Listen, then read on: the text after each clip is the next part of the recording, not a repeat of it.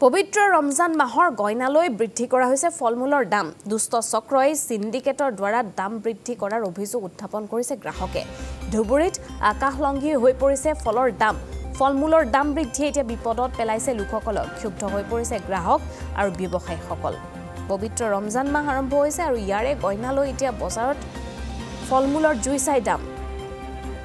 ক্ষুব্ধ হৈ পৰিছে গ্ৰাহক তথা ব্যৱসায়ীসকল পবিত্ৰ ৰমজান মাহৰ গয়নালৈয়ে বজাৰত ফলমূলৰ দাম বৃদ্ধি কৰা হৈছে একাংশ দুষ্ট চক্ৰই সিন্ডিকেটৰ দ্বাৰা দাম বৃদ্ধি কৰাৰ অভিযোগ গ্ৰাহকসকলৰ পবিত্ৰ ৰমজান মাহৰ গয়নালৈয়ে এইদৰে হুৰাহুৰে বৃদ্ধি পাইছে বজাৰত ফলমূলৰ দাম বজাৰলৈ গৈ এতিয়া ফলমূল কিনিব নোৱাৰা অৱস্থা গ্ৰাহকৰ মাজত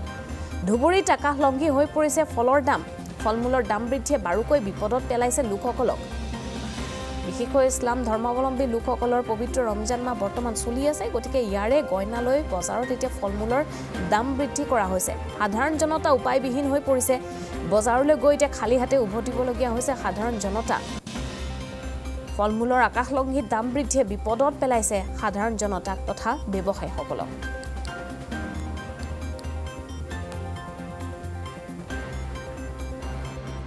ৰোজাৰ দিন ফলমূল কিনিব আহিলোঁ ইফতাৰ কৰিব লাগিব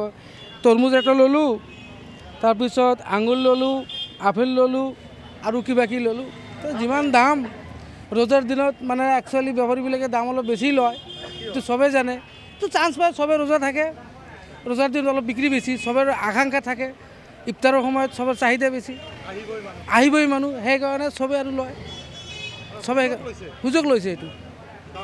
দাম বৃদ্ধি লৈছে সঁচা কথা সঁচি কথা আজি কিমানকৈ লৈছে জানে নাই 30 টকা কেজি লৈছে আজি তৰমুজ এটা তৰমুজ কিনোতে 120 টকা দাম আছে মানে অলপ বাঢ়ি আছে ৰজাৰ মাহৰ কাৰণে অলপ বাঢ়ি আছে বেছি নাই অলপ বাঢ়ি আছে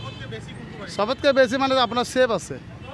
আগত আছিলে 160 টকা 180 টকা এতিয়া 220 টকা 200 টকা হৈছে আনাৰৰ দাম বাঢ়িছে আৰু 250 টকা কিলো হৈছে 250 টকা কিলো আগত আছিল আপোনাৰ 120 টকা 140 টকা আছিল অকল ফলমূল নহয় সব বস্তুৰে মানে যিবিলাক লাগতিয়াল বস্তু আমাৰ ৰমজান মাহৰ যিটো লাগতিয়াল বস্তু চাউল দুধ মাছ মাংস যি আছে সবেৰ দাম বাঢ়িছে কাৰণ সবে মানে এটা বস্তুৰ দ্বাৰা পৰিচালিত হয় সিন্ডিকেট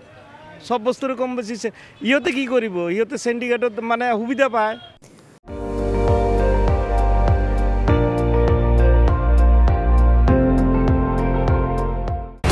আপুনি চাই আছে ND24